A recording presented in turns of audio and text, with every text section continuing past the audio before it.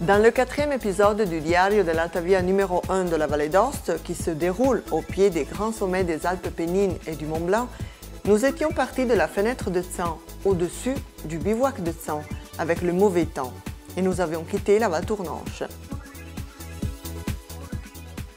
Sur Col, nous avions eu la chance d'approcher un troupeau de bouquetins, un animal qui est très répandu le long de l'Alta Via numéro 1.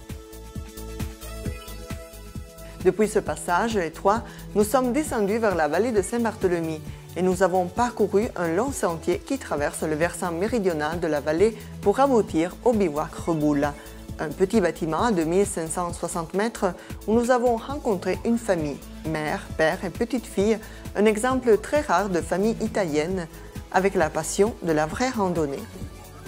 Ce bivouac peut être un gîte d'étape pour l'Alta Via, car il est pourvu de tous les conforts.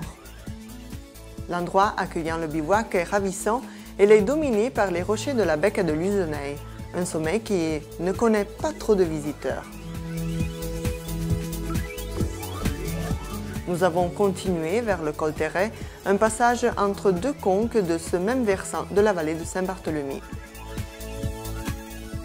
Du col, nous sommes descendus par une pente plutôt raide, suivie par une longue traversée qui nous a permis de rejoindre la belle conque dans laquelle se lèvent le sanctuaire et le refuge de Cunéi. Cet endroit est dominé par les rochers de la Becca del Merlo, un sommet semblable aux Dolomites. Au sanctuaire, nous avons assisté à la fête de Notre-Dame de la Neige et plus tard, nous avons couché au refuge avant de reprendre notre parcours le long de l'Alta Via numéro 1 de la Vallée d'Aoste.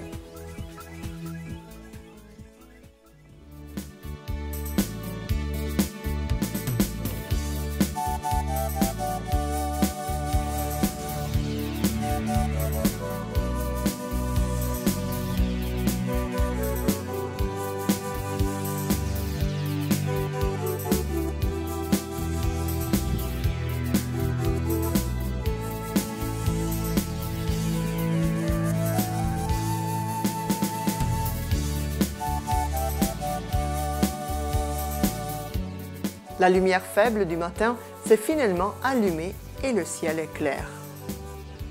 Le soleil éclaire les rochers blanchâtres qui semblent appartenir plus au paysage des Dolomites qu'à celui des Alpes occidentales.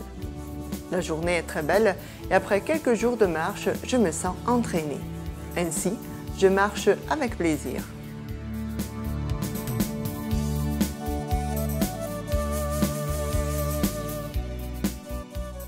En partant du refuge, je descends un petit peu pour me diriger vers le sentier du passé, un passage qui fait gagner du temps, mais nous le verrons après, très déconseillé à tous ceux qui souffrent de vertige. À l'horizon, je peux admirer les montagnes du versant opposé de la vallée de la Loire, notamment le groupe du Montavic et une partie de son parc régional. Partout, il y a des petits lacs, malgré cet endroit soit complètement dépourvu de glaciers et même de névé. Ici, le rocher est calcaire et les eaux disparaissent parfois complètement pour faire retour à la lumière du jour d'une façon inattendue. Le sentier dans la conque de Cunéi est facile, mais le pâturage et la prairie alpine laissent vite la place aux rochers. Même en restant facile, il devient beaucoup plus exposé. C'est pour ça que je dois me concentrer pour marcher prudemment, un pied après l'autre. Au fur et à mesure que je procède, le sentier se fait aérien et même étroit. Certains endroits sont à pic sur le fond de la vallée. Pour la sécurité des randonneurs, il y a des chaînes. Ce sentier est un ancien rue, désormais couvert. Les paysans ont toujours accordé de l'attention à l'arrosement des pâturages et à partir du Moyen-Âge, ils ont réalisé un réseau de ruisseaux très efficace, les rues, pour mieux canaliser les eaux qui descendaient des torrents ou des glaciers. Au-dessus de nos têtes, il y a des chèvres qui grimpent presque comme les bouquetins, et en effet, il est difficile de les différencier. À ce point-là, le sentier de l'Alta Via n'est plus si exposé et je peux me concentrer pour admirer la belle prairie alpine traversée par des ruisseaux qui l'arrosent. Le sentier est parfois entouré par des gros blocs qui ont les couleurs très différentes selon les endroits.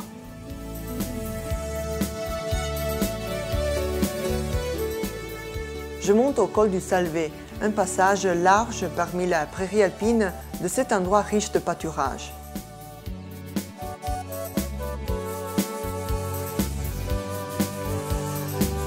À peine au-delà du col, je rencontre un petit miroir d'eau, l'un des nombreux parsemés dans ce grand plateau herbeux. Je suis en train de passer une autre journée de marche le long de l'Alta Via numéro 1 de la vallée d'Aoste et je me souviens des trekkings que j'ai fait en Himalaya. Le dépaysement est le même et le charme aussi. Une fois encore, je suis heureuse d'avoir commencé cette aventure. Ce qui continue de m'étonner le long de cette Alta Via est le manque de rencontres. Si on parcourt le tour du Mont Blanc, c'est la foule dès le début jusqu'à la fin de l'été. Ici, personne.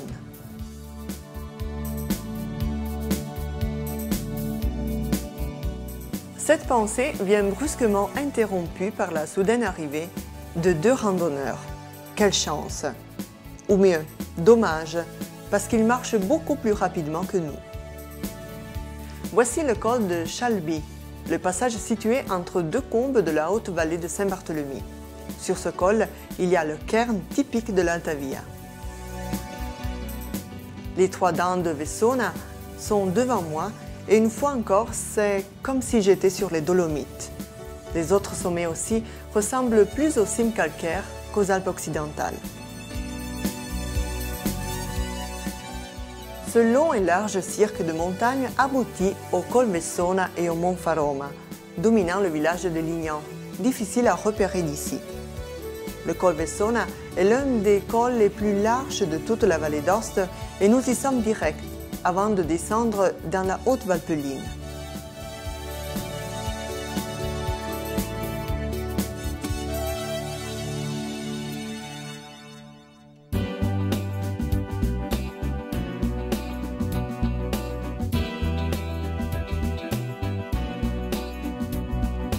Je parcours le sentier assez raide pour rejoindre le fond de la cuvette couronnée par la face sud du mont Pissonnet et par les dents de Vessona, pic intéressant pour les grimpeurs.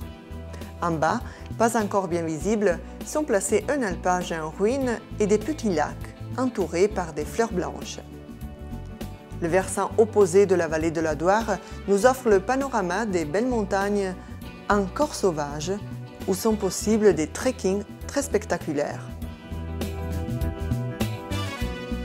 Je marche dans des beaux pâturages, peut-être entre les plus beaux de la vallée d'Aoste.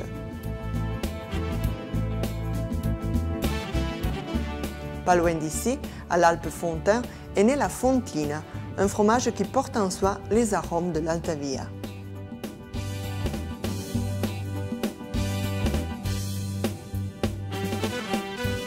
Des rochers blancs, ils sont d'origine calcaire. Dans la vallée de Saint-Barthélemy, nombreux sommets ressemblent en effet à ceux des Dolomites.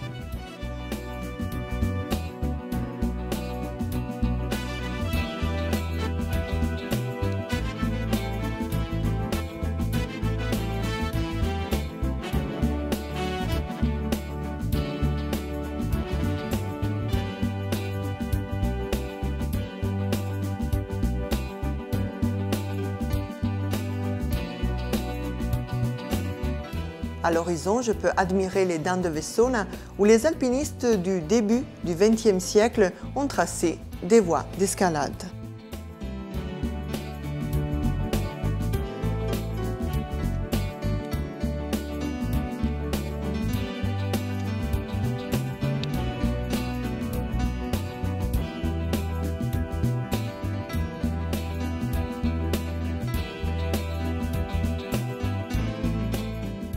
Après une longue traversée, je débouche dans le plateau qui se trouve au pied du col de Vessona et du mont Faroma.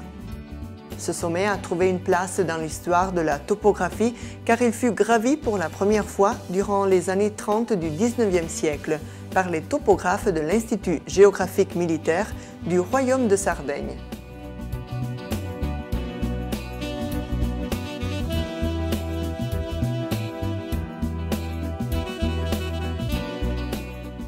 Notre regard peut pénétrer dans le massif du Grand Paradis et je peux admirer, encore une fois, le glacier du Traio qui occupe les pentes de la Grivola. Pour rejoindre l'abri Biwak, Clermont et Rosaire, je dois franchir une série de couloirs.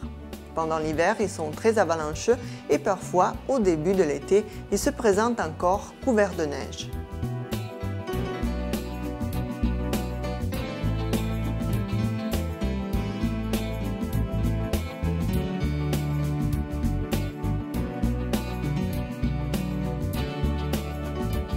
Ce dernier morceau de parcours avant le bivouac Clermont et Rosaire se trouve vraiment entre la terre et le ciel. La pyramide du Monte Emilius me fait songer au trekking dans ce massif-là, l'un des territoires les plus sauvages de la vallée d'Aoste. C'est à ses pieds qu'y vit le bouquetin blanc. Voici le bivouac Clermont et Rosaire à 2700 mètres. Il est de propriété de la commune de Quart et il est un abri possible le long de l'Alta Via numéro 1. Au-dessus de nos têtes, des randonneurs ont rejoint le large Col Vessona où nous sommes dirigés.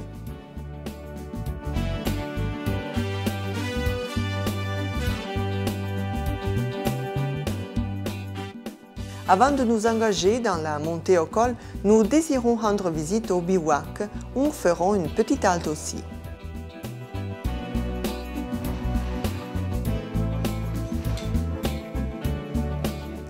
Le livre des visiteurs m'occupe quelques minutes. J'ai envie d'écrire mes réflexions à propos de l'Alta Via, un parcours que je trouve simplement magnifique.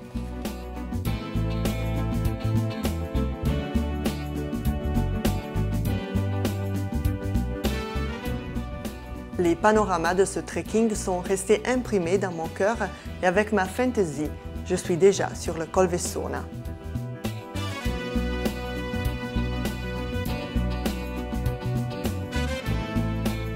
Je m'engage dans la montée au Col Vessona, le top d'aujourd'hui. Au fur et à mesure que je monte, le panorama se fait majestueux et je suis heureuse de me trouver dans un tel décor. Me voici sur le col entre la vallée de Saint-Barthélemy et la Valpeline, à 2783 mètres. D'autres randonneurs sont engagés dans la facile escalade du Mont Faroma, un parcours qui ne présente pas de vrais obstacles, mais qui est un rocher délité.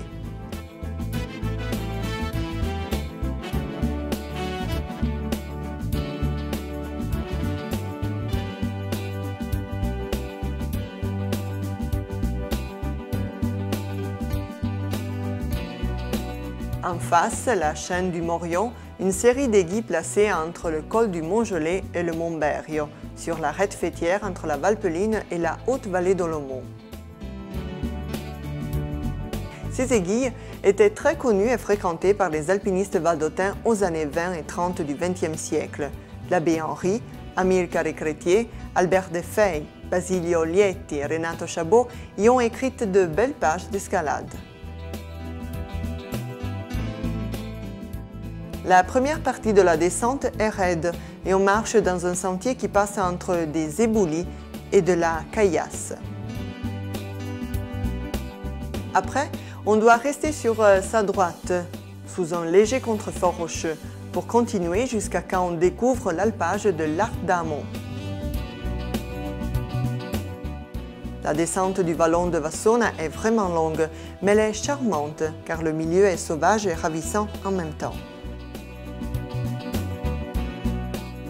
Le vallon de Vassona n'est pas très fréquenté par les randonneurs. Le sentier qui monte depuis la Valpeline est très long. En effet, on y trouve seulement des trekkers de l'Alta Via numéro 1 de la vallée d'Aoste. Des trekkers. Nous les avons rencontrés près de l'alpage de l'Arc d'Amont. Ils n'étaient pas des Italiens, mais des Hollandais, un peuple qui vit à la mer, mais qui aime beaucoup marcher. Une croix et la signalisation de l'Alta Via nous informent que nous sommes proches de l'alpage. Heureusement, car après la descente raide du col, une halte s'impose.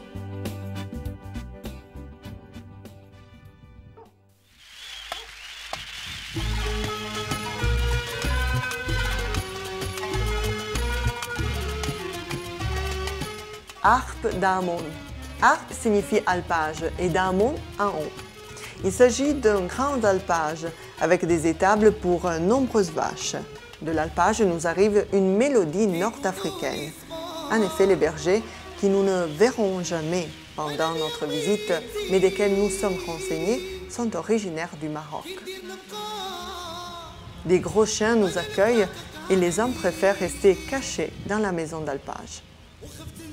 L'endroit est évocateur du temps passé, du dur travail des bergers, de leur isolement pendant 3 mois. De l'alpage de Harpe d'Amon, le sentier continue en direction d'une petite vallée rocheuse entre les mélèzes.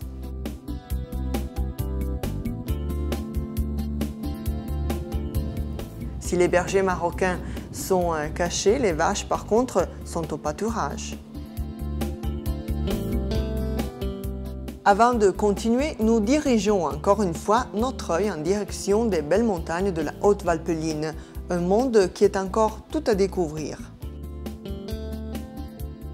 Après quelques lacets, le sentier sort dans un plateau herbeux où se dresse un peu caché à nos yeux l'alpage de l'Harpe Vieille.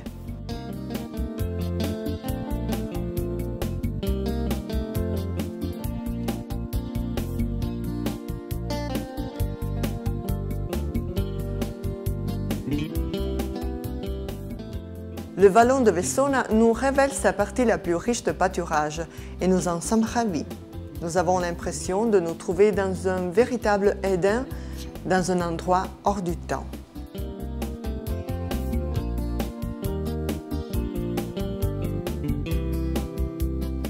Le sentier de l'Alta-Via est toujours très bien marqué. Dommage qu'il n'y a pas assez de visiteurs.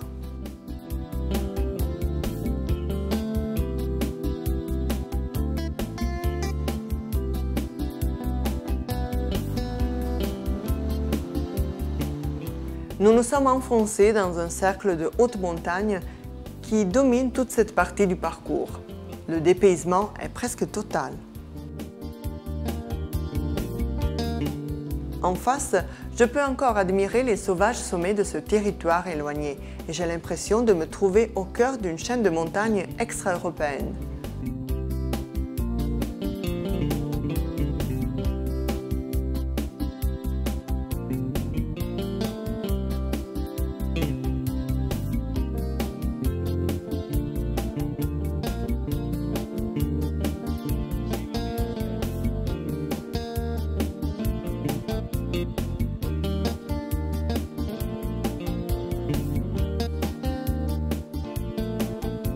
Le fond de la vallée n'est pas trop loin et je découvre les maisons de Closé et la structure de l'hôtel Otemma, un morceau d'histoire de cette vallée merveilleuse.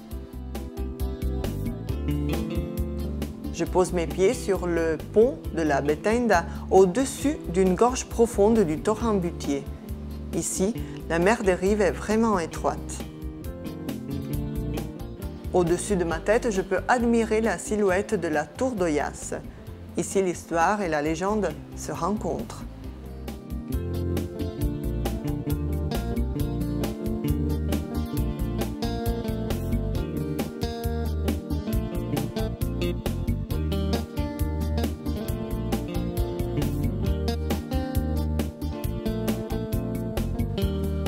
Encore une courte mais raide montée et je sors de la forêt pour aboutir sur les prés de Closé et le grand bâtiment de l'hôtel Otemma. Il a accueilli la princesse Maria-Josée de Savoie et d'autres hôtes illustres. Maintenant, il est fermé, mais heureusement, un projet de la commune d'Oyas vise à le faire revivre.